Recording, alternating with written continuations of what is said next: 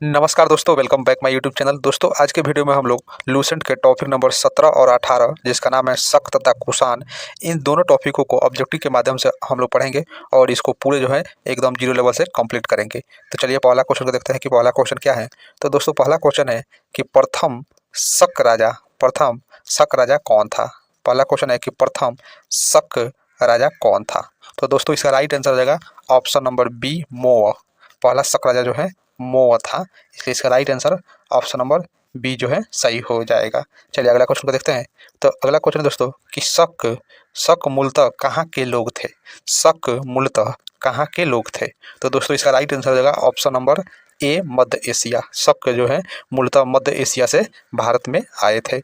और दोस्तों, ये जो है शक जो है भारत में चारागाह के खोज में, याद रखिएगा, यह जो है भारत में चारागाह के खोज में भारत आए थे मध्य एशिया से। तो इसका राइट आंसर हो जाएगा ऑप्शन नंबर ए, शक जो है मूलतः मध्य एशिया से आए थे चारागाह के खोज में। चलिए अगला क्वेश्चन को देखते हैं। तो अगला क्वेश्चन है कि विक्रम संवत कब से शुरू हुआ। विक्रम संवत कब से शुरू हुआ। तो दोस्तों, इसका राइट आंसर हो जाएगा ऑप्शन नंबर डी।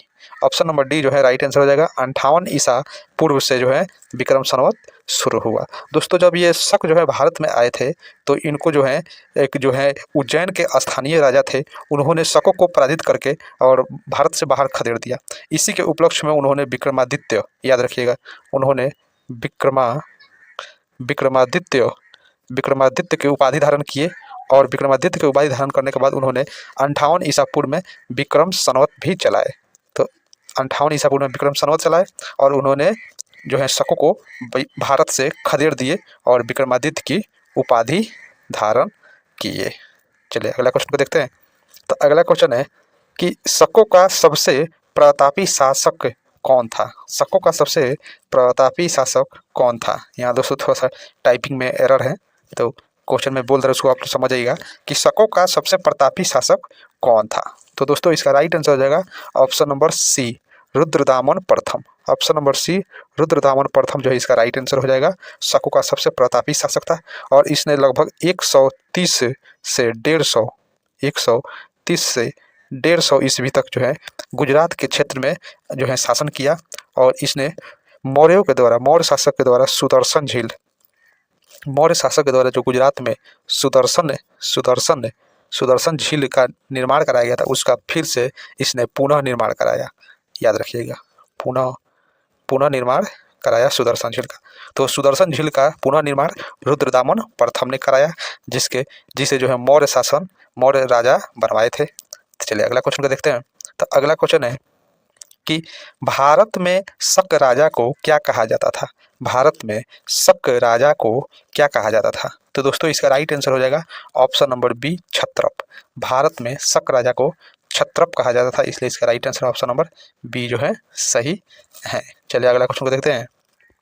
तो दोस्तों, अगला क्वेश्चन जो है अब कुषाण से संबंधित हो जाएगा, यानी कि शक टॉपिक जो है बीत गया, अब कुषाण टॉपिक जो है यहाँ से स्टार्ट हो गया। तो अब अगला क्वेश्चन कुषाण से संबंधित हो जाएगा। तो दोस्तों, कुषाणों कह रहे हैं कि कुषाणों का दूसरा नाम क्या था, यानी कि कुषाणों को दूसरा नाम क्या चीज़ से जाना जाता था। तो दोस्तों, इसका राइट आंसर होगा ऑप्शन नंबर सी, ई और बी दोनों, यानी कि कुषाणों को यूची तथा तोखरी भी कहा जाता था। इसको ध्यान में रखिएगा कि जो कुषाण थे इनको यूची तथा तोखरी भी कहा जाता था। दोस्तों, ये जो कुषाण है ये यूची एक कबीला था। ये जो यूची है ये एक कबीला था, इसको ध्यान में रखिएगा। यह यूची एक कबीला था और इस कबीला जो है, यही कबीला जो है 5 भागों में बट गया। ये कबीला जो है 5 भागों में बट गया। ये कबीला जो है 5 भागों में बट गया और इसी 5 भाग में से एक भाग कुषाण थे।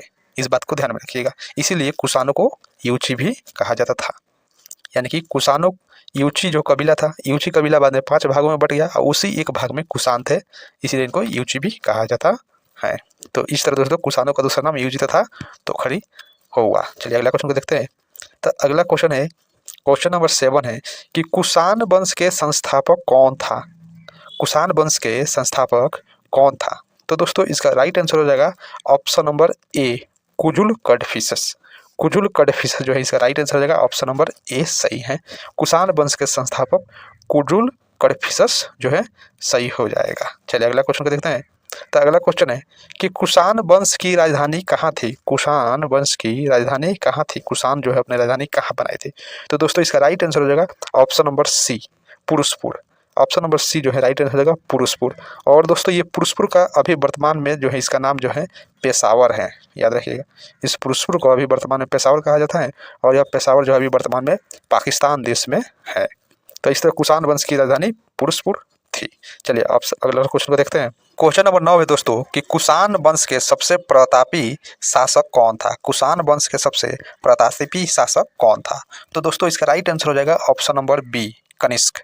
ऑप्शन नंबर बी जो है राइट आंसर हो जाएगा कनिष्क। कुषाण वंश के सबसे प्रतापी शासक जो है कनिष्क था। कनिष्क जो है दोस्तों 78 कनिष्क जो है 78 ईस्वी में गद्दी पर बैठा।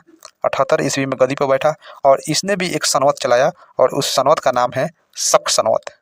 शक सनवत, कन्फ्यूज मत होइएगा। देखिए दोस्तों ये जो है कनिष्क है कुषाण वंश के राजा हैं, लेकिन इसने जो कैलेंडर चलाया, जो सनवत चलाया, उसका नाम रखा गया शक सनवत। इसलिए शक सनवत जो है किसने चलाया? तो कनिष्क ने चलाया, ना कि कोई शक राजा ने चलाया। क्योंकि कनिष्क जो कुषाण वंश के राजा था, लेकिन इसने जो कैलेंडर चलाया, सनवत चलाया, वो जो है शक सनवत कहलाया 78 ईसा पूर्व में। और यह वर्तमान में भारत सरकार जो है इसी शक सनवत को प्रयोग में लाता है। इसलिए ध्यान में रखिएगा कि वर्तमान में भारत सरकार द्वारा इसी शक सनवत को प्रयोग में लाया जाता है और इसे कुषाण वंश के सबसे प्रतापी शासक कनिष्क जो है चलाया था 78 ईस्वी में। चलिए अगला क्वेश्चन को देखते हैं। तो क्वेश्चन नंबर 10 है कि कनिष्क किस धर्म को मानता था? कनिष्क किस धर्म को मानता था?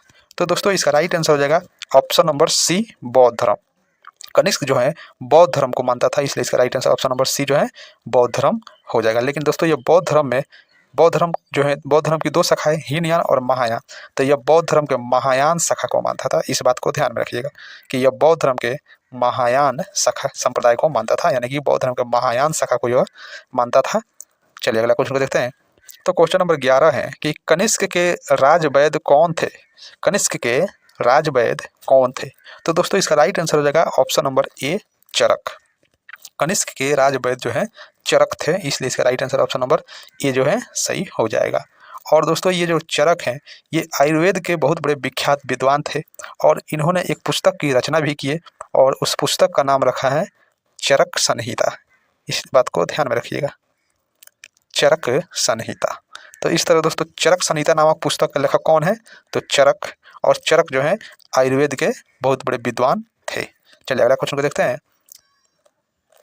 क्वेश्चन नंबर 12 दोस्तों कि महाभिभाष सूत्र नामक पुस्तक के रचनाकार कौन है? महाविभाष सूत्र नामक पुस्तक के रचनाकार कौन है?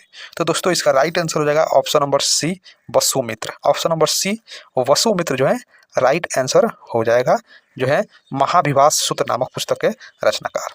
और ये दोस्तों महाविभाष सूत्र जो है पुस्तक, ये महाविभाष सूत्र नामक पुस्तक जो है इसे बौद्ध धर्म का विश्व कोश कहा जाता है। ध्यान में रखिएगा, इसे बौद्ध धर्म का विश्व कोश कहा जाता है।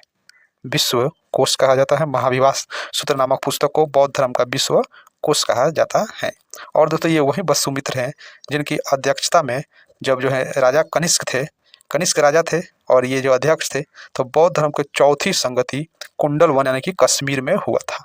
इस बात को आप लोग ध्यान में रखिएगा कि बौद्ध वसुमित्र उस समय अध्यक्ष थे, राजा कनिष्क थे और बौद्ध धर्म के चौथी संगीति कुंडल वन यानी कि कश्मीर में हुआ था। चलिए अगला क्वेश्चन को देखते हैं। तो अगला क्वेश्चन है कि कनिष्क के राजकवि कौन थे? कनिष्क के राजकवि कौन थे? तो दोस्तों इसका राइट आंसर हो जाएगा ऑप्शन नंबर ए, अश्वघोष। कनिष्क के राजकवि जो है अश्वघोष थे, इसलिए इसका right answer option number A जो है सही हो जाएगा। अश्वघोष के द्वारा एक पुस्तक की रचना किया गया और उस पुस्तक का नाम है बुद्ध चरित्र। इसको बात को ध्यान में रखिए, यानी कि बुद्ध चरित्र नामक पुस्तक के रचनाकार कौन है? तो अश्वघोष। और इस बुद्ध चरित्र को दोस्तों बौद्ध धर्म का रामायण कहा जाता है, याद रखिएगा। यानी कि बौद्ध धर्म का रामायण किसको कहा जाता है? किस पुस्तक को? तो बुद्ध चरित्र को। और बुद्ध चरित्र को किसने लिखा? अश्वघोष। चलिए अगला क्वेश्चन को देखते हैं। तो अगला क्वेश्चन है कि भारत के आइंस्टीन किसे कहा जाता है? भारत के आइंस्टीन किसे कहा जाता है? तो दोस्तों इसका राइट आंसर रहेगा option number C, Nagarjuna. Nagarjuna को जो है भारत का आइंस्टीन कहा जाता है, इसलिए इसका right answer option number C जो है राइट आंसर हो जाएगा। दोस्तों ये नागार्जुन के द्वारा भी एक पुस्तक की रचना किया गया और उस पुस्तक का नाम है माध्यमिक सूत्र। ध्यान में रखिएगा, माध्यमिक सूत्र, माध्यमिक सूत्र, माध्यमिक सूत्र नामक पुस्तक की रचना नागार्जुन के द्वारा किया गया। और इसी में दोस्तों इस पुस्तक में जो है नागार्जुन ने सापेक्षता का सिद्धांत प्रस्तुत किया है, जिसको बहुत बाद में एल्बर्ट आइंस्टाइन जो है सापेक्षता के सिद्धांत दिए थे, लेकिन लगभग पहले ही आइंस्टाइन से बहुत पहले ही माध्यमिक सूत्र नामक पुस्तक में नागार्जुन ने उस सिद्धांत को दिया था, इसीलिए इनको भारत का आइंस्टाइन कहा जाता है। तो इनके द्वारा पुस्तक माध्यमिक सूत्र। चलिए अगला क्वेश्चन को देखते हैं। तो अगला क्वेश्चन है कि कनिष्क की मृत्यु कब हुआ? कनिष्क की मृत्यु कब हुआ? तो दोस्तों इसका राइट आंसर हो जाएगा ऑप्शन नंबर डी, 102 ईस्वी में जो है कनिष्क की मृत्यु हो गया। कनिष्क की मृत्यु 102 ईस्वी में हो गया, इसलिए इसका right answer option number D जो है सही हो जाएगा। चलिए अगला क्वेश्चन को देखते हैं। तो 16 नंबर क्वेश्चन है कि कुषाण वंश के अंतिम शासक कौन था? कुषाण वंश के अंतिम शासक कौन था? तो दोस्तों इसका राइट आंसर हो जाएगा option number C, Vasudeva. Option number C Vasudeva जो है राइट आंसर हो जाएगा। कुषाण वंश के सबसे अंतिम राजा थे वासुदेव, इसलिए इसका राइट आंसर नंबर सी जो है सही है। चलिए अगला क्वेश्चन को देखते हैं। तो दोस्तों अगला क्वेश्चन है, अगला क्वेश्चन जो है बीत गया, एक नोट्स है।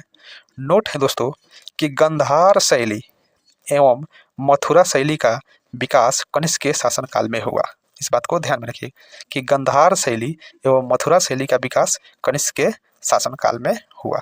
चलिए नोट नंबर जो है 2 है कि रेशम मार्ग पर नियंत्रण रखने वाले शासकों में सबसे प्रसिद्ध कुषाण शासक थे। इस बात को ध्यान में रखिएगा कि रेशम मार्ग पर नियंत्रण रखने वाले सबसे प्रसिद्ध शासकों में कौन थे? तो कुषाण वंश के शासक थे, और इसमें भी मुख्य रूप से कनिष्क था। कनिष्क याद में रखिए कि इसमें भी मुख्य रूप से कनिष्क था। चलिए अगला क्वेश्चन को देखते हैं।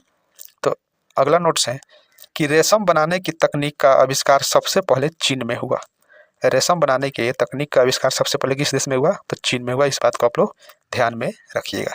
तो दोस्तों ये हुआ आज के जो है शक और कुषाण वंश के सभी महत्वपूर्ण ऑब्जेक्टिव, जो कि 0 लेवल से और पूरे ये ऑब्जेक्टिव लूसेंट से लिया गया था। अगर आप लूसेंट को ऑब्जेक्टिव के माध्यम से पढ़ना चाहते हैं तो ये आपके लिए क्लास काफ़ी लाभदायक होगा। और हाँ दोस्तों, अगर आपको वीडियो अच्छा लगा हो तो वीडियो को लाइक शेयर कमेंट जरूर कीजिएगा, और चैनल पर नए हैं तो चैनल को सब्सक्राइब भी जरूर कर लीजिएगा। मिलते हैं अगले वीडियो में, तब तक के लिए थैंक यू।